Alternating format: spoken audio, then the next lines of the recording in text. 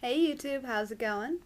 So, this is going to be the fourth and final installment of my Twilight series challenge, where I am reading through the 4 Twilight books, which I've been meaning to read for a long time, but I had never gotten around to. I promised one of my best friends a couple of years ago that I would read them. Finally got my hands on a copy of each of the books, so now I'm reading through all of them and recording my reactions. I'm now going to go ahead and start Breaking Dawn. I actually just a few minutes ago finished Eclipse and then saw how long Breaking Dawn was and figured I needed to start, even though it's kind of late at night, because I'm hoping to have Breaking Dawn done by 4 p.m. tomorrow. So here we go. Probably the first thing I notice is that it says that the first section is called Bella, meaning I'm guessing that there's going to be some that are narrated by other characters, Edward or Jacob or I don't know who else, but I don't know how I feel about that because, like I said in my last post, she went through 2 whole books and then all of the last book, with the exception of the epilogue, without having any other narrator. Why are we suddenly having new narrators? I don't understand. Well, this is exciting. I'm past page 15 and I don't think it's gone on about how attractive Edward is on a page-long ramble once. I'm in shock. And again, they still refuse to say the word sex or anything like that. It makes me giggle. And we're back to chick lit romance. The entire chapter about her wedding preparations. Now she's talking about sex with Jacob. Hilarious. Except he thinks that she can't sleep with a vampire, which would make sense because, I mean, no heartbeat equals no blood flow equals no erection. Gonna be difficult there. Really? Carlisle, Edward's father, gave his mate, Esme, an island for a present? An island? I get that they've got money, but come on. I thought they were supposed to be, hiding and stuff and not letting anyone know that being inconspicuous. But they own an island? I think Bella seems to like it rough because she doesn't remember it hurting, but she's covered in bruises and he tore up a bunch of pillows and basically destroyed the bed, but, she liked it, so, it's okay. He said make love. Gasp! They're actually approaching it. The word. I'm so proud. On the very next page, on page 99, they finally come out and say the word sex. Took them long enough. I don't know why that irked me, the whole using the word sex thing. It just seemed like they were trying to she was trying to skirt around the idea, and by not using the term, and it just feels better now that they finally came out and said it, damn it. And now the whole book seems to be centered around sex. I finally get what I want, that is, them to say the word, and suddenly that's all there is. I know there'll be more, but still. At least, she's hardly mentioned how gorgeous Edward is in this chapter. I'm on page 117. And she goes on and on about how cold he is, but not attractive. I mean, it's a different repetition at least. Something about this sudden craving for chicken and then vomiting it up definitely leads me to think pregnancy. But she just got married and usually you can't see the signs that soon, so I don't know. Oh my gosh, she is pregnant. Really? Already showing? Vampire babies develop fast, I guess, but then she feels a hand. That's creepy. Ugh. And then we're switching back to Jacob's perspective. I still don't really know how I feel about this whole perspective switching to Jacob. I mean, yeah, he's a cool character and all, but I don't know. Alright, I'll give Meyer this. At least this time, when we're in Jacob's head, it kind of sounds like a different character, because in the last book, in the epilogue, it just sounded like Bella, but you knew it was Jacob, so at least this is a little better. It's kind of interesting to watch Edward change throughout these books. In one of them, he's so possessive that he can hardly control himself. In another, he wants to get rid of her. He figures if he forgets about her, then everything will be back to normal. And in this one, he's decided he isn't possessive at all, and, her life is what's most important, which, I mean, that makes sense, but, why not have a threesome with Jacob? Whatever works. I'm on page 212, and Jacob just left his, wolf pack. It sure is convenient that he's a black and that he's allowed to leave, the pack instead of, the others who have no choice.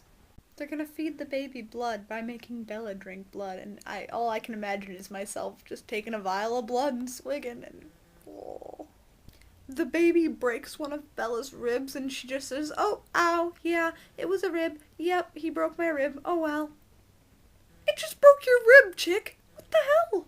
So I'm on page 332, and Jacob's trying to find his soulmate so he can imprint or whatever. And he says, that most of the others have imprinted on someone from La Push, the reservation. And that makes me think, if everyone's been imprinting on people from La Push, there's gotta be some incest going on there. I mean, maybe not like just siblings, but cousins, and that's kind of creepy. Not gonna lie though, it kind of kills me that I know that we're in Jacob's head, but even Jacob has sort of a bit of sort of a hero worship concerning Edward. I mean, it's kind of like being in Bella's head again. I don't know. So I know that they're making Twilight movies right now, and I'm pretty sure that this last one, that Breaking Dawn, is going to be more like a horror film than anything else. And then Bella vomited a fountain of blood. I'm on page 347 or 348 or so. And it's talking about how her body is streaming with blood and she's twitching all over. It really does sound like a horror film. This is like the most disgusting birth scene ever. The baby broke her back? Really? And then Jacob imprints on a newborn infant. Hot. And now, finally, after 3.5 books, Bella finally turns into a vampire. About bloody time. Of course, that means I have another half of a book to read about how perfect the world is because Bella now has vampire eyes. Yeah. Really? Bella's like the only vampire who can resist a human smell when she's a newborn. What's so special about her, really? I don't know, I've always had something against main characters who are just special for no real reason when they've done nothing to deserve it.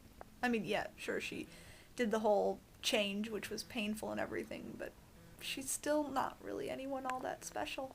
Drag, blah, blah, blah. Jacob's an idiot and telling Charlie that he's a werewolf and sex and... Man, I'm telling you, everything bad that could happen to this girl happens to this girl. Now they've got these big bad Volturi people or whatever coming after her because of her daughter, because of Renesmee. Everything bad that could ever happen, I swear. And suddenly Alice has abandoned the family, and everyone's like, oh, well, yeah, that's what she did, and obviously there's gotta be something else behind it. It still strikes me as kind of weird that I'm about on page 600, and Renesmee was born like a few months ago, and she's just speaking in full sentences and carrying on total conversations. It's just kind of weird. Ah, stereotypes. Page 626, we finally meet Romanian vampires. Well, at least they finally figured out what makes Bella so special. She's got a mental shield. Cool. Seems a bit anticlimactic to me, actually. And the wolves aren't even werewolves, they're shapeshifters. I mean, I guess that makes more sense, but it's kind of weird. Page 723. Goodbye, Jacob. This is Edward speaking. My brother, my son. I get that he's eventually going to marry Renesmee because he imprinted on her, but that's still really creepy.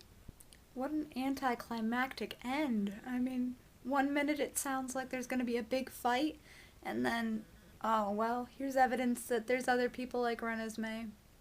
No need to fight. Go on your merry way. And I knew that Alice didn't just abandon everyone. It amazes me that they talk about how close of a family they are, and then they immediately assume that Alice and Jasper would be so self-centered as to just run away. And with that, I've finished Breaking Dawn, which means I'm done with the Twilight series challenge. Yay! It's hard to think of what my final reaction is to the series, though.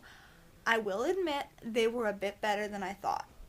But there were still a lot of issues that I had with the series as a whole. I'm gonna have to say that my end decision, my vote is going to be for a resounding meh. That is, if you take the word meh and give it 3 categories: meh, which is a good meh, meh, which is completely indifferent, and meh, which is kind of a not so great. I would say it wasn't something I would read again. It wasn't something that I would define as good literature. I understand why it was a popular series. I can definitely see that Meyer has the mind of a teenager down quite well. And she worked with what the current market really wanted to make a, well, New York Times bestseller. But I still would never call it good literature or even having the best morals for young readers since it is young adult fiction. But at least I can now understand a little better why it was such a popular series. Still, at least now I can say I gave it a try. I have read it, and I finished it, and it's over with. My name is Keps, and I approve this message.